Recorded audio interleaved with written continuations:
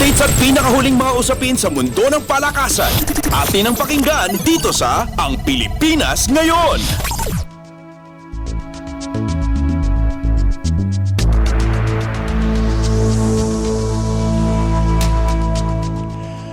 Magandang araw, narito na po ang Sports Balita. Umakyat na sa 5 ang medalya ng Pilipinas sa 19th Asian Games ngayong Huwebes matapos muling maghatid ang wushu. Samantala, Pinay gymnast susubukang hulihin ang mailap na unang ginto ng bansa. Para sa karagdagang balita, narito si Dennis Hilanga ng RP2 Sports. Formal na kinubra ng Pilipinas ang unang silver medal ng bansa sa 19th Asian Games. Ito ay matapos na matalo si Arnel Mandal sa Wushu Sanda Men's 56 kg final, Huwebes ng umaga sa Shaoxiang Guali Sports Center sa Hangzhou, China. Nakalasap ang Pinoy ng kabiguan sa kamay ng mas malakas na katunggali mula China na si Haidong Jiang na nagtala ng win by gap points sa score na 5-0. Dahil dito, may 5 medalya na ang Pilipinas kung saan 3 bronze medal dito ang galing pa sa wushu events na Sanda at Saolu, samantalang sa Taekwondo Pumsei naman ang isa pang tanso. Nag-aabang pa rin sa mailap na unang gold medal ang bansa hanggang sa mga oras na ito, at ito ang tatangkain ni Charlie Manzano na ibigay sa Pilipinas sa pagsalang niya sa vault event ng women's gymnastics na magsisimula mamayang alas 2:30 ng hapon. Mula sa RP2 Sports, ito si Dennis Hilanga para sa Radyo Pilipinas. Updates at pinakahuling mga usapin sa mundo ng palakasan. Atin ang pakinggan dito sa Ang Pilipinas Ngayon.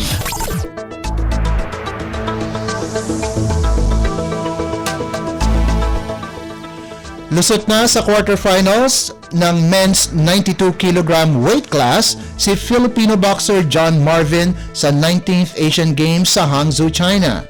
Pinaulanan ng suntok ni Marvin ang kanyang kalaban na si Robin Thapa mula Nepal, kung saan hininto ng referee ang laban.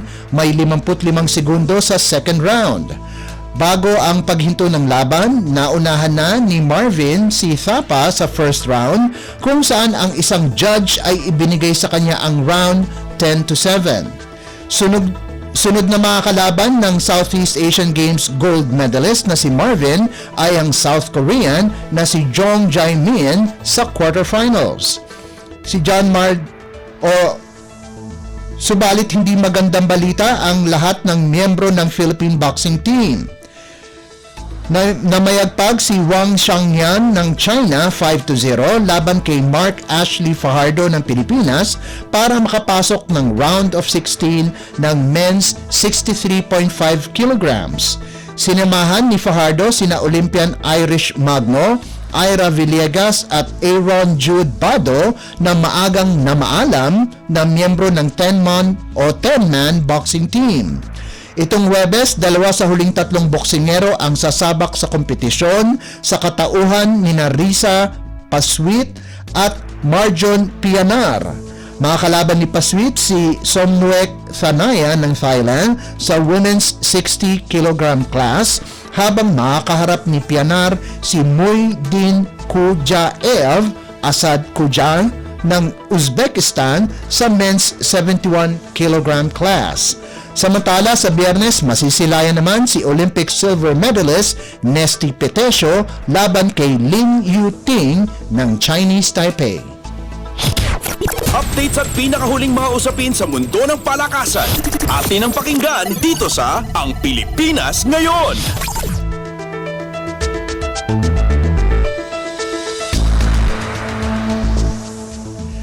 Nakawala sa dikit na laban ang Lyceum of the Philippines para manatiling perpekto sa 2-0 ang kanilang record sa NCAA Season 99 Men's Basketball Tournament. Nakaungos ang Pirates ng 1 puntos, 70-69, laban sa kanilang kapwa-eskwelahan sa Intramuros, Colegio de San Juan de Letran, sa larong ginanap sa PhilOil Eco-Oil Center sa San Juan City. Nanguna para sa LPU sina Sean Umali at Enoch Valdez, kung saan gumawa sila ng 15 at 10 puntos ayon sa pagkakasunod. Subalit naging bida ng laro si John Barba na nakascore ng 9 na puntos, 2 puntos mula sa game-winning bucket para matalo nila ang Season 98 finalists. Una nang tinalo ng Pirates ang College of St. Benilde sa kanilang opener noong linggo.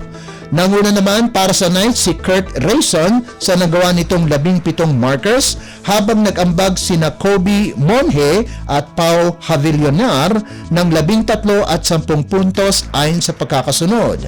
Susubukan ng Lyceum na makuha ang kanilang ikatlong panalo itong darating na Sabado laban sa University of Perpetual Help System Delta habang makakalaban ng Letra Knights ang Emilio Aguinaldo College sa linggo. Updates at pinakahuling mga usapin sa mundo ng palakasan. Atin ang pakinggan dito sa Ang Pilipinas Ngayon.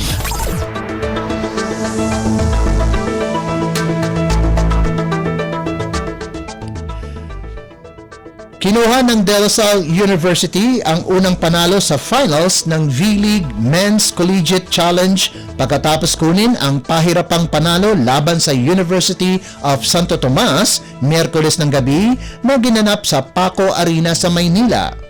Lumabas na matagumpay ang Green Spikers sa loob ng 5 sets, 25-21, 16-25, 25-21, 22-25 at 15-8. Sila pa rin ang kaisa-isang koponan na nakatalo sa Golden Spikers sa pre-season tournament. May tsansa ang Lasal na masweep ang UST sa Game 2 ng kanilang Best of 3 series itong darating na Biyernes. Nanguna naman para sa Green Spikers si Noel Campton sa kanyang game high na 23 markers, 21 ng galing sa attacks, habang ang kanilang team captain na si J.M. Ronquillo ay nagpakitang gilas din sa nagawa nitong 19 na puntos. Nasayang naman ang nagawang 23 puntos ni Jose Ibanez ng UST, pati na rin ang 19 na markers ni G-Boy De Vega.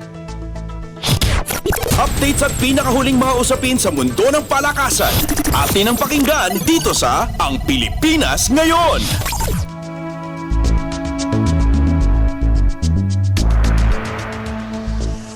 Sumuko sina Kirsty Alora at Sam Morrison sa kanilang magkahiwalay na laban sa round of 16 mula sa Iran nitong Huwebes, kung saan nagtatapos ang kampanya ng koponan ng Philippine Taekwondo sa Asiad ng walang gintong medalya. Natalo si Alora 2-0 kay Anahita Tavakoli sa women's 67 kilograms bago nagtamo ng kaparehong kapalaran si Morrison laban kay Aryan Salimi sa men's 80 kilograms. Iba pang mga Pilipino Gins na hindi nakauwi ng medalya ay sina Josel Lynn Ninobla, Kurt Barbosa, Veronica Garces, Joseph Chua, Baby Jessica Canabal, Arven Alcantara, Leila Delo at Dave Chea. Subalit mayroon pa ring ipagdiriwang ang Pilipinas dahil sa nakuhang bronze medal ni Patrick King Perez sa men's individual pomse. Ang balitang yan ay mula sa RP2 Sports 918 kHz. Updates at pinakahuling mga usapin sa mundo ng palakasan. Atin ang pakinggan dito sa Ang Pilipinas Ngayon.